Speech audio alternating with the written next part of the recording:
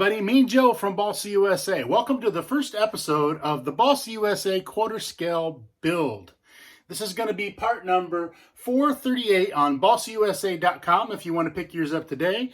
We're going to do a no modification build on this one. It's going to be straight by the manual, straight by the book. Lots of hits and tips and tricks on there. Lots of things explained. And we're going to start from the beginning and go clear through till the end. So stay tuned. Here we go. So one of the first things I always want to make sure I do before I start any build is go and make sure I check the levelness on my board again. Even if I just pulled a project off the board, I always go through with my metal straight edge and redo my check to make sure I'm good. So what I do is I start at the front edge and I'm checking for gaps underneath the ruler. Just to make sure I don't see any light coming up around it. I go ahead and I check all the different angles to make sure we're good to go. All the way across the board. As you've learned before, any imperfections in this building surface are going to result in imperfections in the airframe. You also want to go across at 45-degree angles to make sure you're good to go. And in this case, my building board is good to go. I can go ahead and set up the rest of the table. Okay, so the next step's going to be designed around how much space you got. Because I'm building on a solid core door, what I'm going to do is I actually already know I'm not going to have enough space to get my entire plan laid out on my table. So what I'm going to do is I'm going to get it laid out as much as I possibly can. I'm going to go ahead and weight it down where I want it, and then I'm going to cut my plans. You can see on the end here that I've already cut my plans down on this end so that they will fit on my build surface. Obviously it's better if you can keep the entire plan together, but if you don't have the space, it doesn't hurt to cut your plans. Make sure you always pay attention that you're getting all the information that you need on each section, so when you lay it out, you're not going back later to try to find the spots that you've cut out. So like, I'm going to be able to leave this part here, but if your table is smaller and you needed to cut this off, I would cut this off around all the extra instructions. So the instructions that go with the struts and the instructions that go with the fuselage, it might not be a straight line, but I would go around it to ensure that all my instructions are going to be clear as I move forward with the build, and that'll save you some time later after you get it all set up. So one of the other important things that you have to make sure that you do when you're laying your plans out is make sure that you slide down all the wrinkles. You don't want there to be any wrinkles in the center. You want to make sure you get the plan and the paper stretched out fully, so that when you go to start pinning stuff down, you don't wind up with any issues with the parts fitting down the road. Pretty simple. Just make sure you run your hand down it and make sure that all the wrinkles are out of your plans before you start pinning everything down. And this is something you want to kind of keep an eye on as you go with your build. Once you start putting stuff down on paper, it's easy to pull wrinkles into it. Just try to make sure that it's as flat to your surface as you possibly can get it, and you won't run into issues later with stuff fitting and realize that you were an 1/8 inch off at the tail because you didn't get all the wrinkles pushed all the way out of the paper. Now the next step is just going to be to get the plans covered with some wax paper, and I just use regular ordinary wax paper, nothing fancy, and I'll get this all pinned down and all set up, and then we'll start getting some wood put down. So now that I've gotten everything laid out, I want to make sure I go back through and I adjust the wax paper just like I did the paper before. Go ahead and smooth all the wrinkles out as best you can.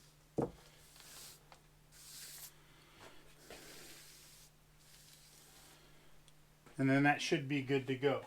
So one of the little tips I have that I often use is if you have any of these leftover T-pin pullers, these pieces come in like our glue caddies and our build caddy there on the bench. We have several laser cut kits that come with these little T-pin pullers. And what I like to do is take them and save them. I have quite a few of these. And a pin fits perfectly down in between because there's a slot in it. So then what I do when I'm pinning down my plans is I use these so that my pins don't tear my plans as easy. That'll hold that down. That way, as I'm working on the plane, the pins don't tear the paper. Because after a while, you know, when you start building on these things and you start moving them around and you start putting pieces on here and there, you'll notice around the pins that the paper will start to tear. If you don't have any of these, you can see here I've even used little pieces of scrap balsa. I have little pieces of scrap balsa that I use. I use these T-pin pullers. Basically anything you can use to get some relief around that pin so that the piece of wood actually does most of the holding for the pin and not the pin itself. And that'll hold it securely so that as you work, you're not tearing the paper.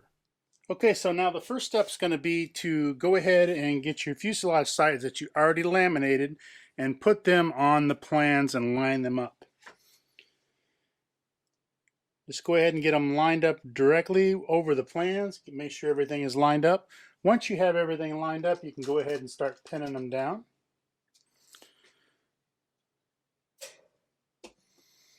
You're going to want to make sure that this stays in place because this is where everything is going to be built off of for the window.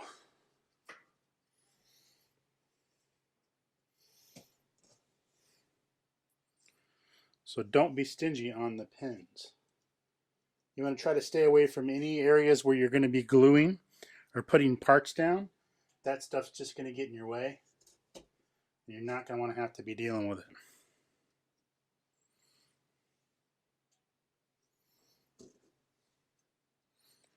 And what I will do is I'll go ahead and put a pin right here in the center just to make sure that we're completely flat down to the building bench. Okay, so the next thing you're going to want to make sure is you're going to want to take your piece of 1/4 by 3/8 basswood that you already have notched out and put those on the plans so that you can make sure you got everything lined up. Next thing you're going to do is you're going to take your basswood pieces, and right now I'm just making sure everything's lined up correctly.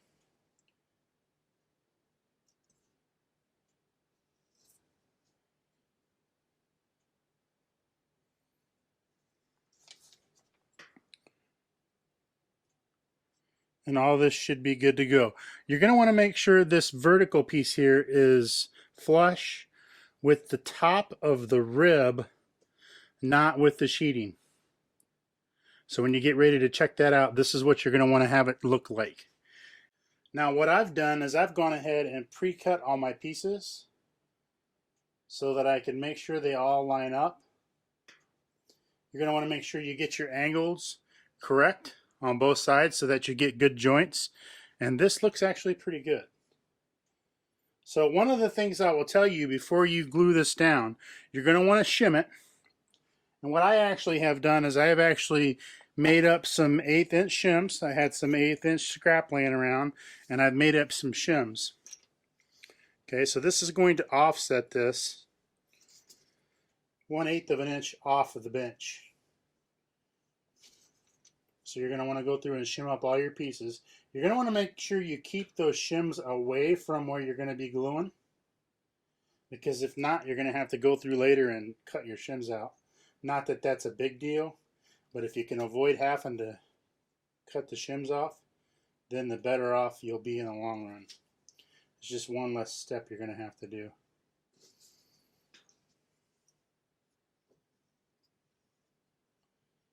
Now keep in mind on these window pieces, these are, the plans say spruce, these are actually going to be basswood. So you want to get all your pieces shimmed up 1/8 of an inch. Again, you want to keep those away from your glue joints. Okay. And then you're going to want to go back through and get everything lined back up properly. That's a little difficult to do with the shims in place, but if you work it just a little bit, it's not too terrible.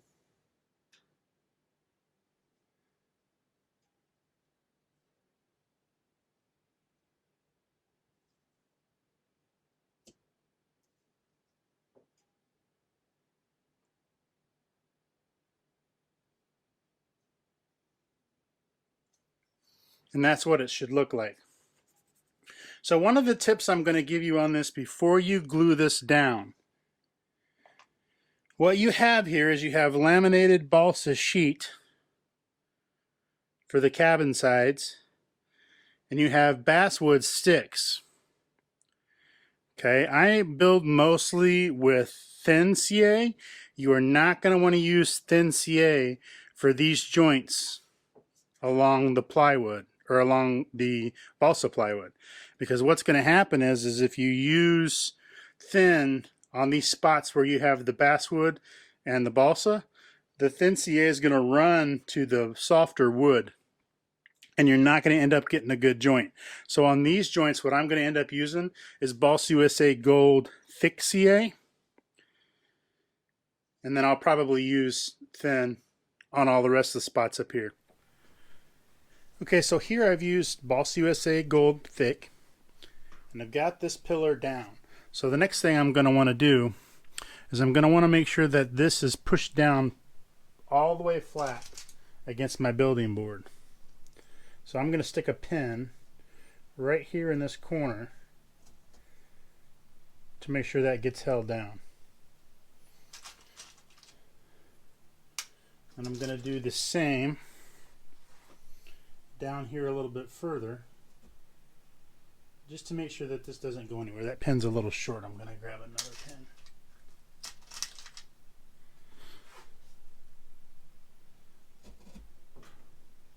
Just make sure that this top piece does not go anywhere. I've already got it glued here, and I've got it tack glued here on this corner. So I'm going to show you my process for getting these pieces all put together. So first I want to check for fit. I'll make sure that this shim is not too close to this glue joint.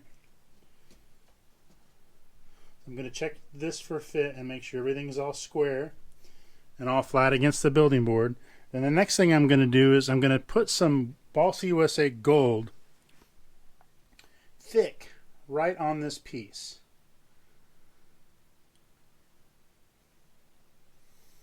Okay, again, because I'm going to be gluing balsa to basswood, you do not want to use thin for this step.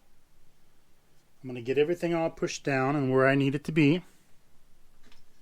And I'm going to go ahead and pin this down again so that I can move on to do something else while this is drying. And you can see I'm edge pinning this. The reason I edge pin that is because I don't want to have to try to push the pin through the hardwood, especially with it being shimmed up. I'd end up breaking the stick. So I'm just going to edge pin it on both sides just to make sure it doesn't go anywhere while I'm putting stuff down. And then I'm going to move on to the next piece, and it's going to be exactly the same process. I'm going to be going down here making sure everything fits correctly. I've got my shim in place. Everything looks good. I'm going to go ahead and put my Balsa USA Thick on the bottoms of these. I'm going to put this piece of basswood in place here and get everything where it's supposed to be. And then I'm going to go ahead and edge pin that down again so that I know that it's going to be square later.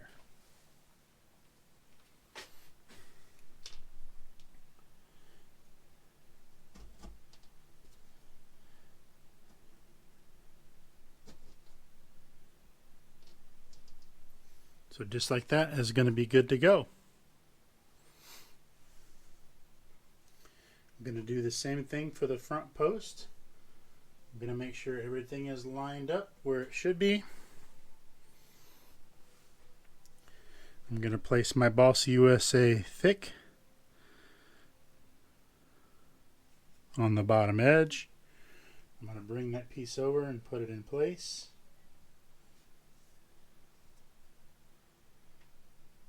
making sure that I have it exactly where it's going to need to be. I'm going to edge pin it here.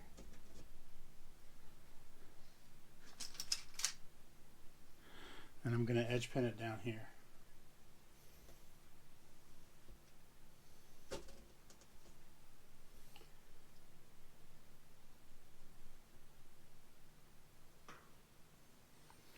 Now what I'm going to do is I'm going to let that dry a little bit. I don't want to put kicker on this part because I want to make sure that I get a nice solid joint all the way through. You might want to wipe off any excess while it's still a little bit pliable.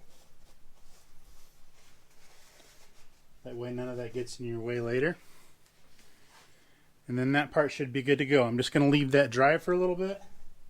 I'm not going to use kicker right here on this part because I just want to make sure that it's got a good joint, and I just want to make sure I go through and double check to make sure everything's lined up. Then at that point, if you wanted to put a little bit of kicker on there, you should be good to go, but you want to make sure everything is lined up before you do that. So now I'm going to show you my trick for CA. Those of you that follow us have seen this before, but if you've never seen this before, this is a pretty neat trick. So what I have here is I have a Balsa USA pipette, and this is my fin. You'll notice I also date my fin from the date that I opened it. Instead of opening this bottle of glue, I'm going to draw some thin CA up inside my pipette.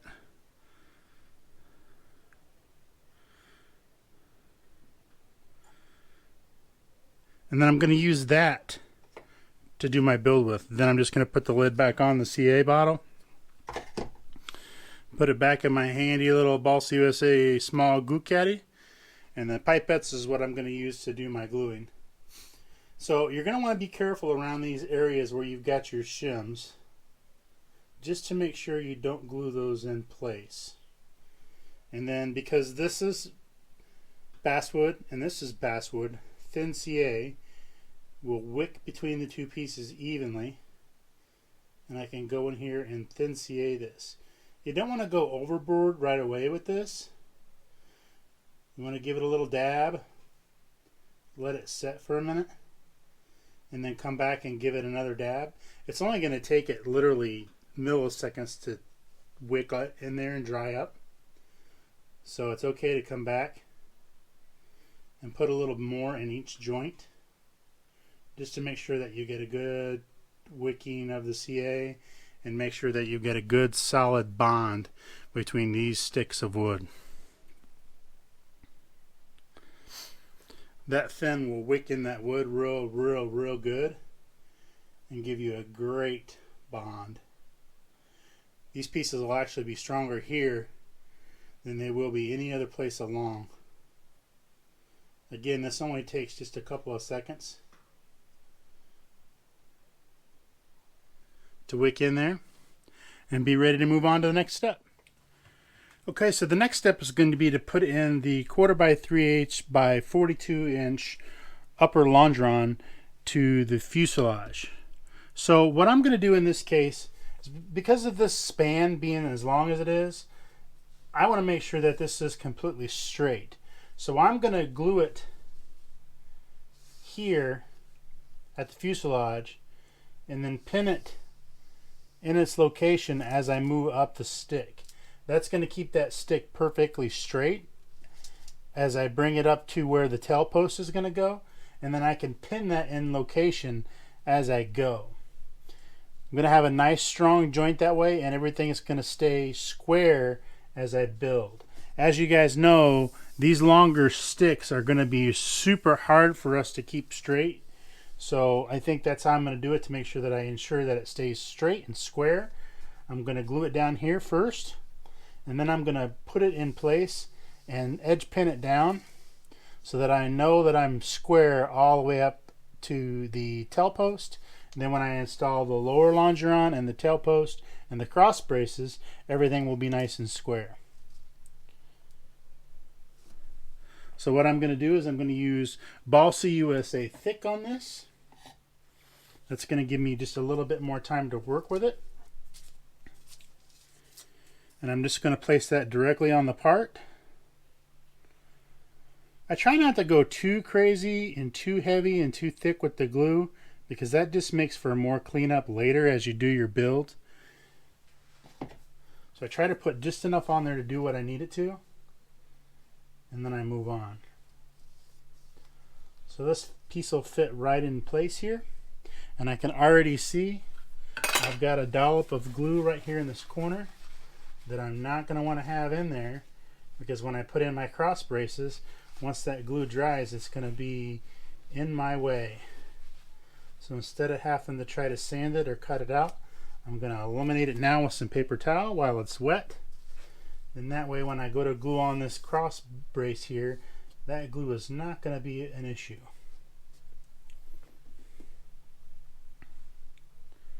I'm going to go ahead and let that set up and dry.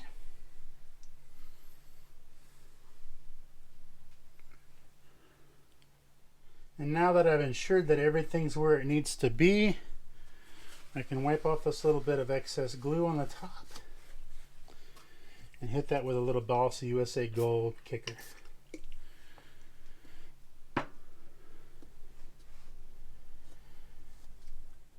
So now what I'll do, as I move this piece down to the tail post, I will bring it up square to the lines on the plan and pin everything down as I move up. Again, this is going to ensure that everything stays square. Try to keep the pins away from where you're going to be putting parts on it. And if you go all the way up to the end, everything should be completely square once you get to the end.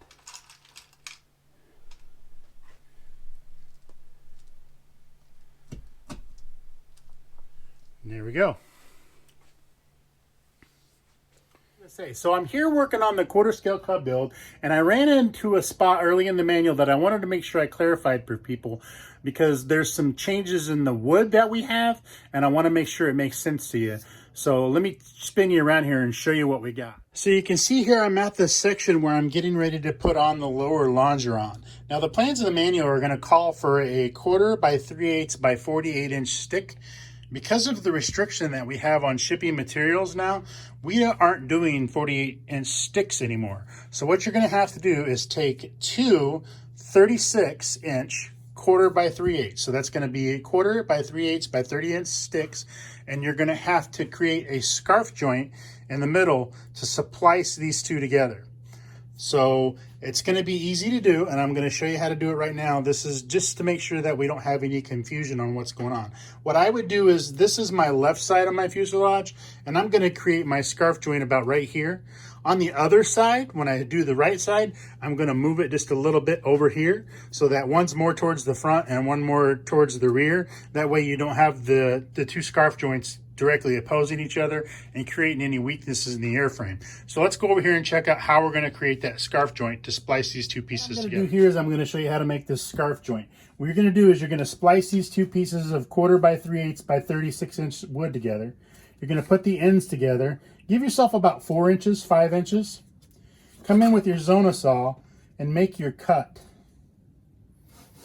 I've got two pieces here, and if I cut them off at the same time, then when I get that off of there, I have two pieces that match, and now I can use Titebond wood glue to put these two pieces together for my scarf joint and splice these two pieces into a piece that's going to be long enough to be able to reach my 48 inch length. Just like that. Those two pieces go together, and then you'll be good to go.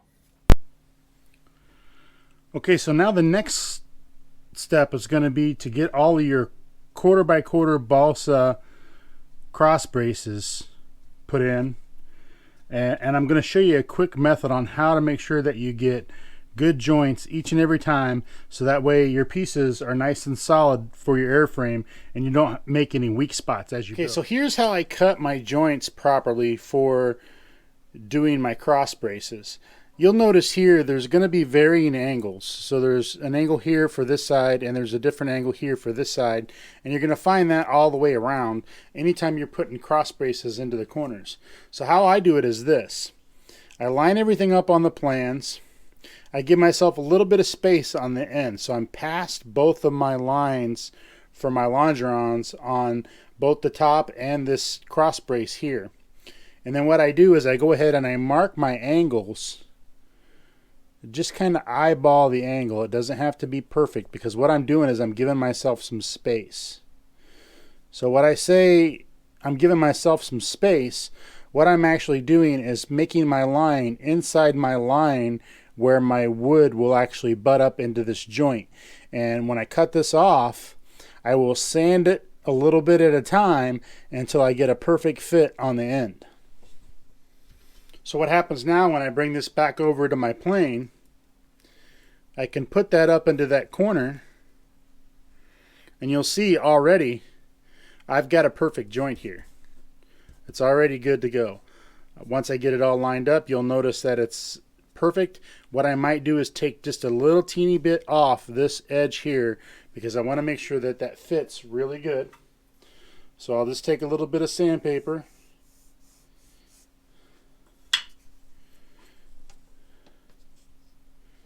Now that's in there perfectly. So when I add glue to this joint, that joint right there is going to be perfect. Then all I do is I come down here on the other end, and I go ahead and I do the same thing. I mark these lines,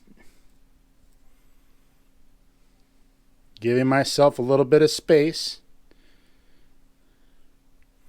and I go through the same process of cutting it off just like I did a couple of minutes ago on the other stick, or on the other end. So now you can see here I have my approximate angles cut, but I have some overhang. That's what you want, because what you want to do, we already know this other end has a good joint. We want to slowly creep up to this joint here, so that way we get a good tight fit when we get done. So now that I've got that all set up there, all I really need to do is take my foremost miter sander, line up my angles how I want it to look, and then use my miter sander to sand this down a little bit at a time.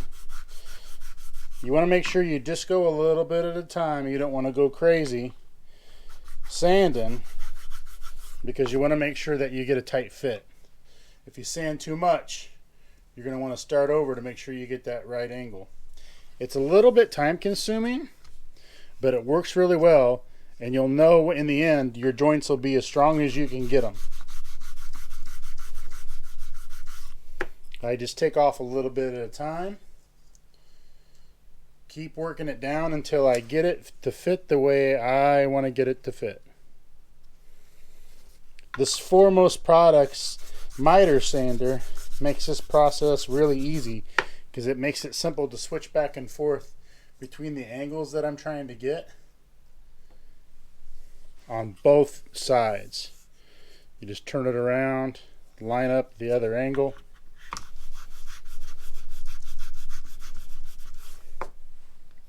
And then you can just sand them each a little bit at a time until you get it down to where you get a perfect fit.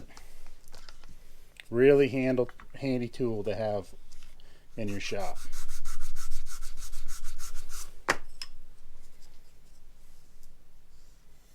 And you really want to take your time. I know at these kind of things it gets a little bit easy to rush. After you've done several of them, it gets a little tiresome, but in the end, you're going to be much happier with the results if you take your time and do it right the first time, so that your joints are nice and strong.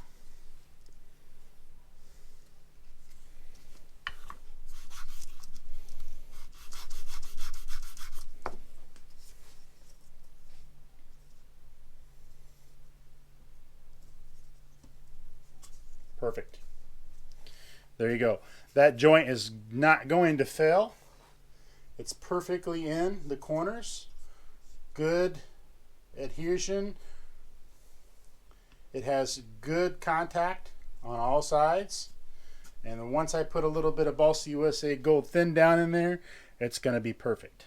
Now at this point, all that's left to do is just to go down through and have that same process all the way down on the rest of your cross braces.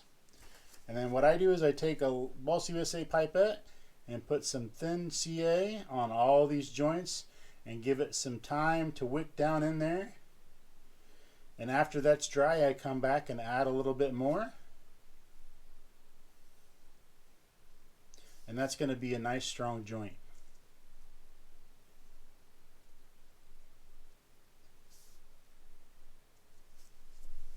If you start getting a little bit too much glue, nice thing to have in the shop is some Q-tips. You can take your Q-tips right up into those corners, and that'll soak up any extra glue that might have ran down on your plans and keep you from creating extra glue in places where you don't want it. Once I pull this up off the board, I'll go through, I'll re-glue on the other side just to make sure the joints are all good to go, but then I'll go ahead and do the rest of them at the same process.